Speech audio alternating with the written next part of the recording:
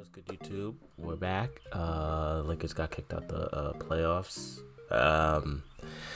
LeBron is in Cancun. His wife is in the Met Gala. He's also injured with a hamstring injury from the collision with Dante DiVincenzo. Curry is beating the Wolves. Yeah, we're in a weird place right now for being a LeBron fan. So today we're going to be reacting to Is LeBron Making Luka Worse by JxmyHighroller. This is an older video, but it still may have some truth to it now that it's been about a week or so and LeBron's out of the playoffs. So yeah, make sure to like, comment, subscribe. Check out the new videos that I'm dropping on the European basketball. They are very interesting if you're American fans. And yeah, I'm about to get into this.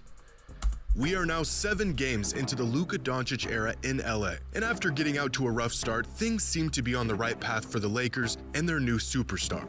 But Luka still doesn't look quite like Luka. In fact, his first 3 games with the team was statistically the worst 3-game stretch of his entire career, trailing even his first 3 games in the NBA. Now, there are plenty of great reasons why this has been the case. The man is transitioning into a completely new system. He's playing alongside new teammates and just beginning to build chemistry with them. He's coming off of the most serious injury in his career, and he's playing himself back into shape. And of course, he's still mentally recovering from one of the most egregious cases of backstabbing in sports history. All of these explanations are perfectly reasonable, but some fans have elected a 4th possible reason for Luka's recent slump. This man, claiming that LeBron is to blame for Luka's struggles because he simply does not make his teammates better. In fact, some fans are claiming he never has, and that Luka is next in line to have his career completely altered by LeBron and his heliocentric, self-serving play style. It's a claim that sounds outlandish, but as Luka's first stretch in LA has unfolded, I've begun to see this claim more and more.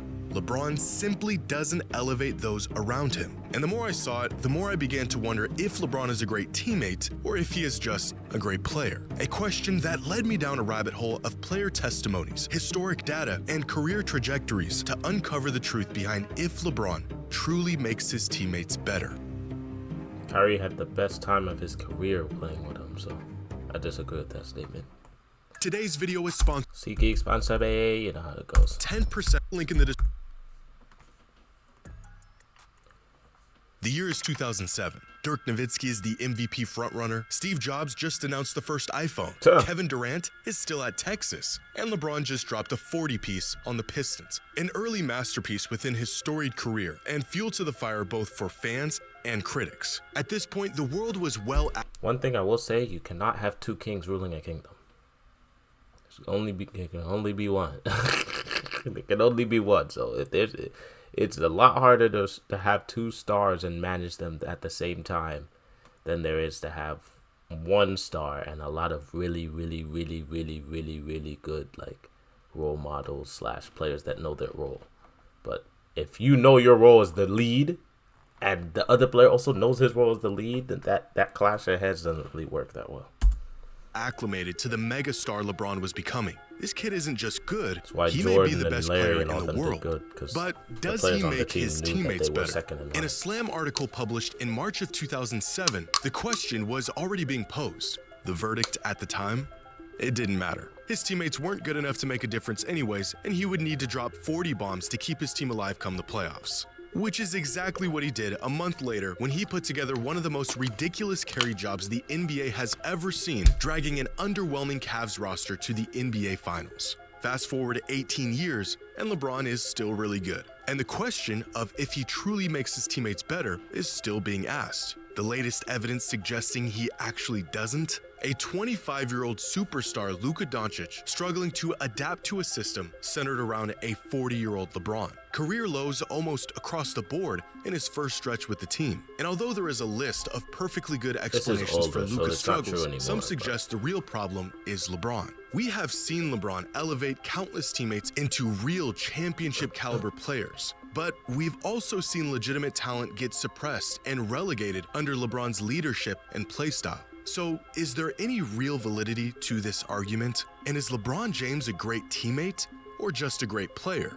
Well, over the course of LeBron's career, he has played with a total of 240 players. Oh, but we're many really of these getting were into for this. just Okay. a handful of games. Of the 240, 110 of these teammates played with him for a considerable amount of time, at least a full season of being on the same roster. And out of these 110 past and present teammates, only 27 of them played their best season in the league while playing with LeBron. That's only 25%. The other 75% of his teammates had their best season somewhere else. But this isn't really a fair metric. Many of these players became teammates with LeBron long after their prime years and weren't nearly as good or productive as they were prior to teaming up with LeBron.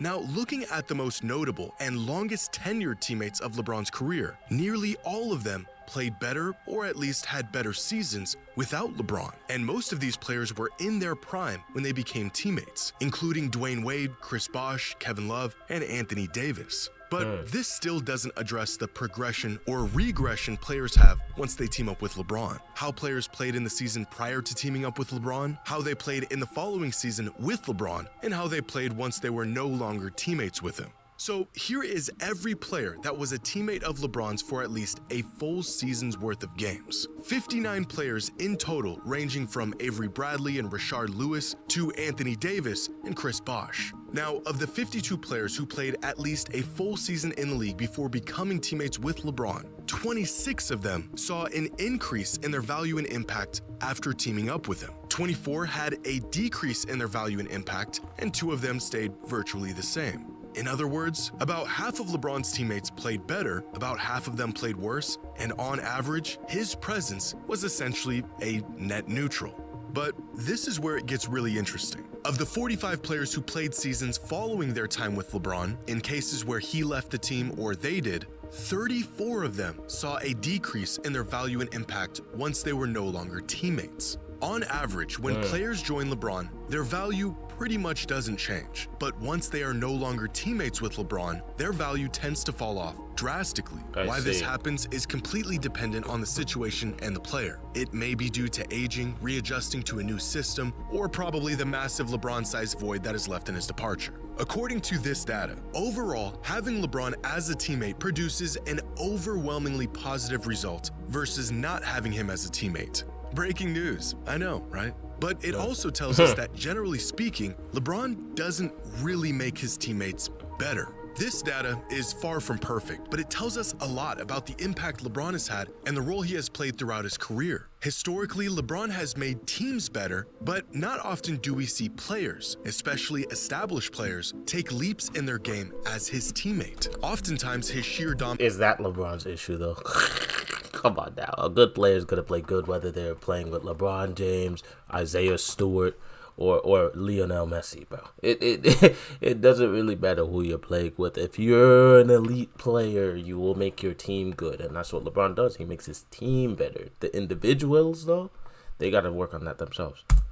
and other players fitting around his playstyle being the driving force for his team's success, which is actually revealed within this data, because the players that tend to see the most improvement once they become teammates with LeBron are the ones that mesh well with his playstyle. 3-and-D off-ball scoring threats and shooters that space the floor and benefit from LeBron's playmaking. J.R. Smith, Mo Williams, Channing Frye, Kyle Korver, Rashard Lewis, and Shane Battier. Big men have consistently also benefited from playing with LeBron. Players like Ilgauskas, Tristan Thompson, Drew Gooden, JaVale McGee, Ben Wallace, and Timofey Mozgov have all seen a boost in their production and efficiency while playing with LeBron. Now, the players that tend to regress once they become teammates with him are usually the high-usage, ball-dominant players that are pushed into a more passive role when sharing the court with LeBron. Essentially, former first-option.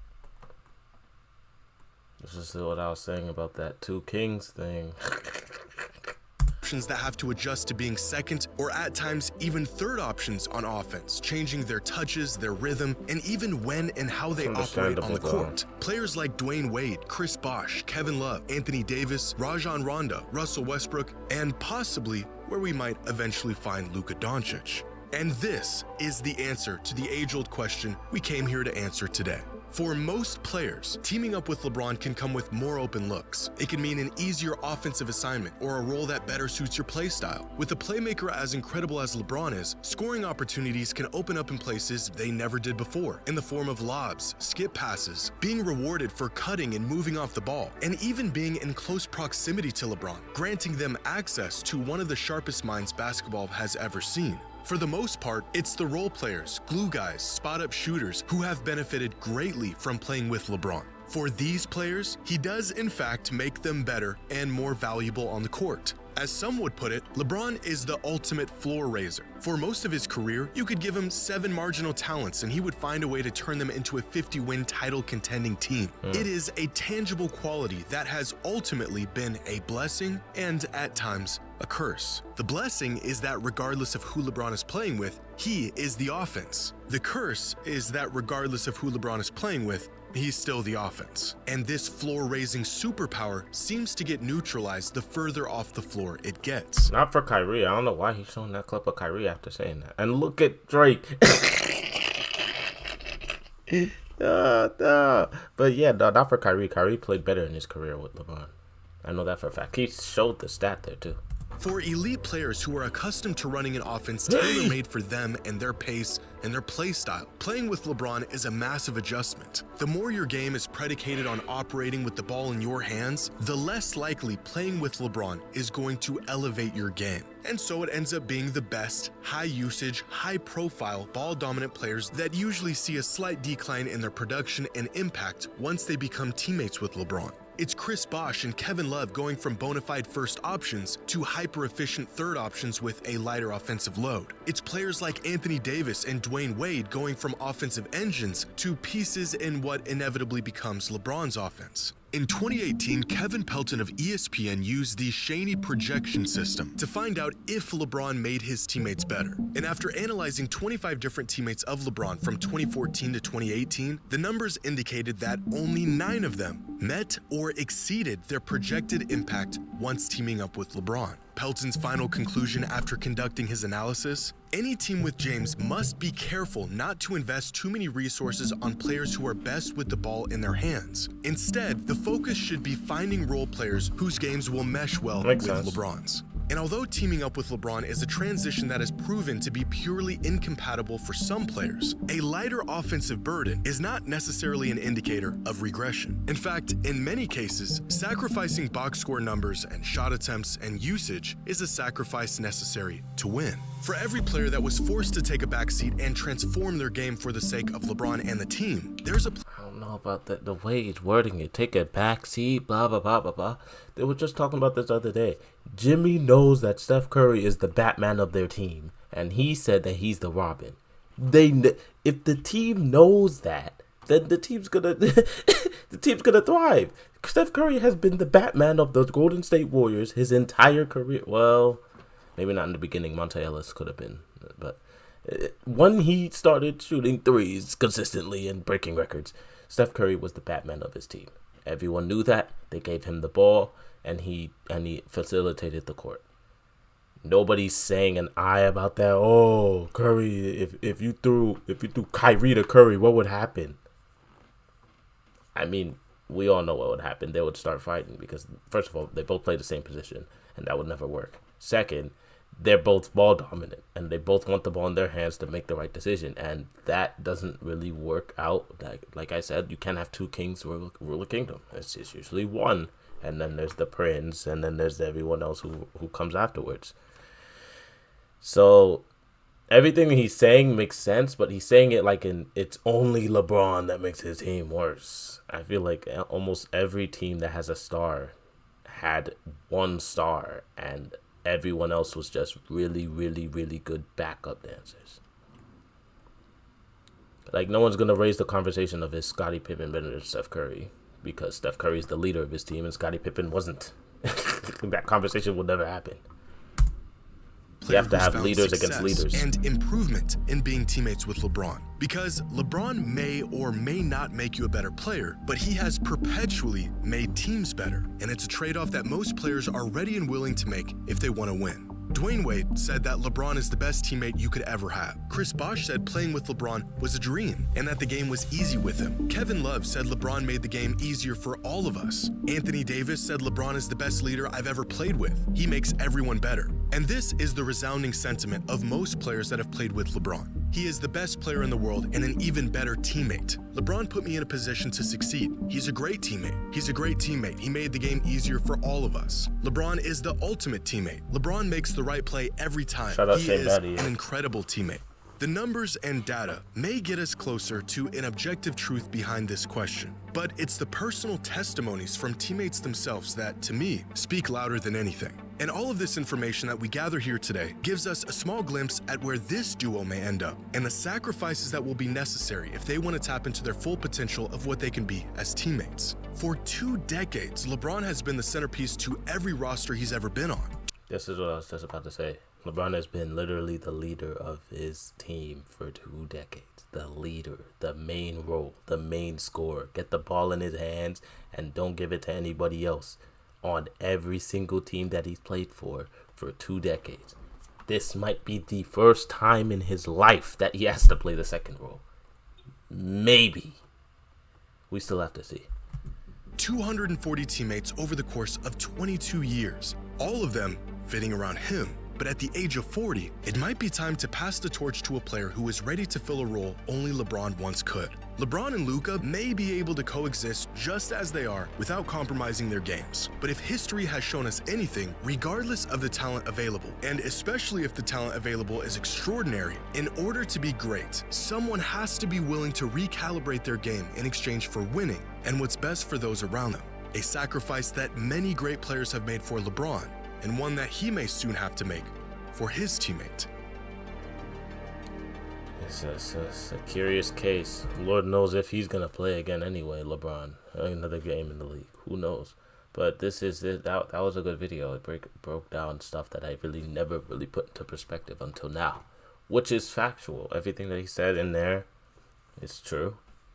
You can't have except for the part that is he making Luka worse. I don't think he's making Luka worse.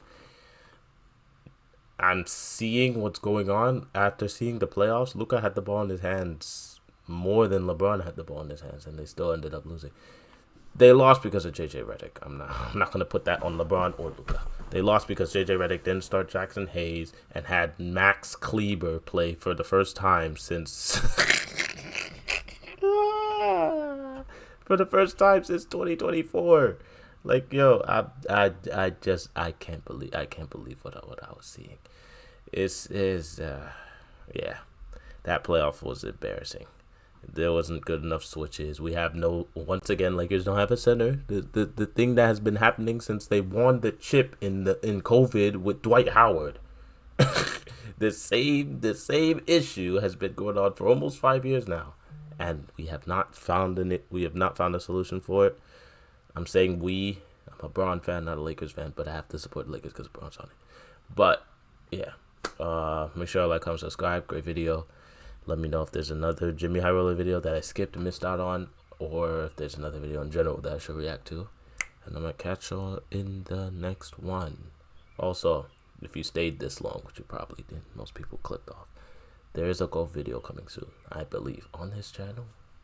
I don't know when in real life. I will be filming a golf video with some friends. Yeah.